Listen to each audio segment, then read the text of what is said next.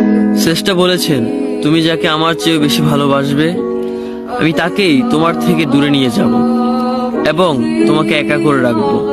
তিনি আরো বলেছেন, কখনো বলবে না তুমি তাকে ছাড়া বাঁচবে না, তবে তাকে ছাড়া আমি তোমাকে বাঁচাবো এবং পিছনের অনুগত সব আবেগ কুড়িয়ে নিয়ে তোমাকে দিব্যি সামনে নিয়ে যাব। তুমি কি দেখো না, ঋতুরা বদলে থাকে, ছায়া দেয় যে গাছটা শুকিয়ে গেছে। তোমাদের ধৈর্য হারিয়ে যায়, কিন্তু তোমার শ্রেষ্ঠা ধৈর্যশীল এবং পরম দয়ালু। সেই ঝরে যাওয়া পাতার ঢাল থেকে আবারও সবুজ পাতা গজায়।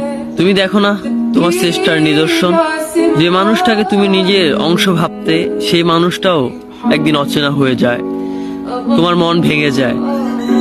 এমনকি তোমার বিশ্বস্ত বন্ধুরাও স্বার্থ পুড়িয়ে যাওয়ার পর বিশ্বাসঘাতকে পরিণত হয়। তুমি কি তা দেখো না?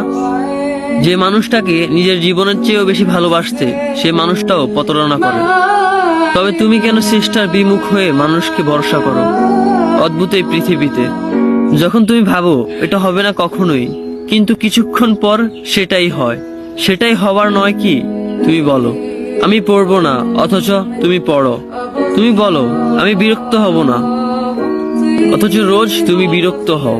এবং সবচেয়ে বিচিত্র বিষয় হলো, তুমি বলতে থাকো আমি মরে গেছি, অথচ তুমি বাঁচো। তোমার চেষ্টা তোমাকে বাঁচায়, তোমার চেষ্টা তোমাকে বাঁচিয়ে রাখে।